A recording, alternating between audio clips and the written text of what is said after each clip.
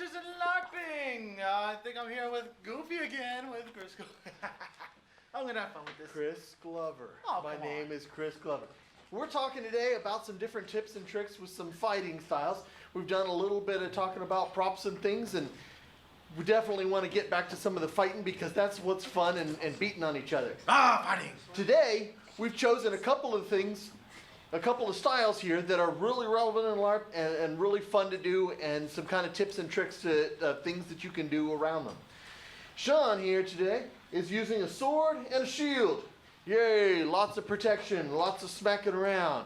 I've got what's called a pole arm. Let me see if I can get out of the way so that way you can bring it down. There you go. So a pole arm, for those who have not read copious amounts of D&D and gaming manuals, is essentially a big long stick with a big axe-like thing stuck on the end of it. Doesn't have Now, to. I will say, here's the caveat. Before you go and make one of these things, talk with your local group and make sure that what you're planning and the shape that you're planning is going to be okay for what you're doing with it. Okay? Some of the groups are okay with having something this big and flat, some of them not so much. I do highly recommend, if you can get some shape when you're making your pole arm, it's going to be a whole lot better for you. It looks better, and it's going to be useful, a lot more useful.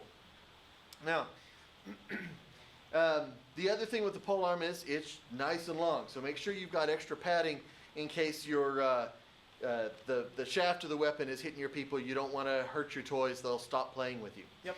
But really, some of the neat things about using this, Sean, if you'll scoot over here a little bit, There we go.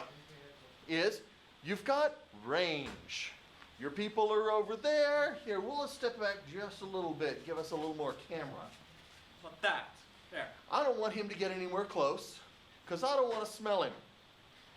I know, I smell so So handsome. here are a couple of tips for you when you're using a pole arm against a shield. He's got a big shield. He's going to try and get out of the way. The first one is hit the leg. Why my leg? Wait, ow! Ow! Ow, my leg! So Ow! there are a couple of ways to do this. Slide on through, poke at him, what have you. The reason is, in most systems, he will now have to kneel, which means he can't go anywhere. All you got to do is stand way back out of the way and just keep hitting and hitting, and eventually you'll hit him, or you'll get some friends together and they'll hit him. The other big tip is, and this is where this extra hitting surface comes into play. If I'm swinging at him and he's got that shield and I can't get past it, what I want to do is aim this part to this part of the shield. Wait. Yes, we know, we're over here now. When I do that, I am reaching over the shield, hooking over it, and right into him, whether he likes it or not. Even if he tries to bring his shield up, over, all I've got to do is tweak it just a little bit, and I'm still hitting him. That's so mean to hit my back. Well, on the other hand, Well, for the sorting board, pretty much most of the stuff, you got real good defense, which is what you want. And all you have to do is just either block and move in. Because all you're doing is making him to where he does not have enough space to move his long weapon and keep wailing until something happens. The other little deal is you take your sword. You may lose a leg out of this, but if you can, move your shield again into that spot. It all works with the shield and mainly hit it with the sword. now, one of the biggest ways to just go through the field, killing all the peons before you, let's get you over here a little bit, Oh, fine. is to pair up. One guy with a shield, one guy with a pole arm. Now, things to remember. Number one, keep each other in the loop of what we're doing.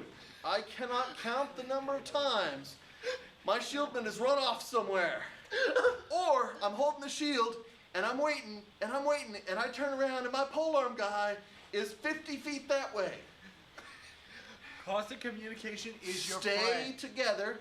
Make sure that each other are staying together, and you guys will mop up all over the place. Now, there are a couple of jobs to do. His job in front is to block everything. That's his whole job.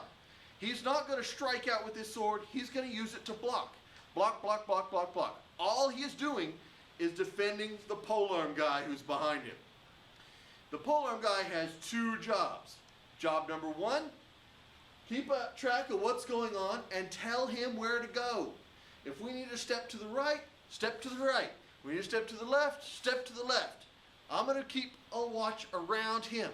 The other job is to do the killing. I'm going to use him as a whole shield and reach over that to attack from the side or poke down low so that the people that he's blocking can't get to him. He's protecting me, I'm protecting him. As long as we stay together in this pairing, it is real hard for other people to get around and do any harm to the pair at all. Yep, that is very much so. Now some tips, since we do have a few minutes left, of what not to do for the shield when you're going against someone as a sword and board, or a tank, or a polearm, known as heavy for most games. One little thing is to just take his one arm, because he can still put it under him and keep wailing on anyone. It's not effective, but you're still a threat to some people. That's true. And if I do go find myself a shieldman, because at this point I'm going to run away, then I can come back around behind the shieldman, and sure, I may be a little slower, but I got somebody in front of me. Do you have any tips of what not to do against a shield? Like with your Well, again, remember you've got distance. So whatever you do, if they try and block it and come running at you, run the other way. Practice backing up fast. The faster that you can back up and backpedal out of the way, the safer you will be on the field. And then you can take him at your leisure. Yep.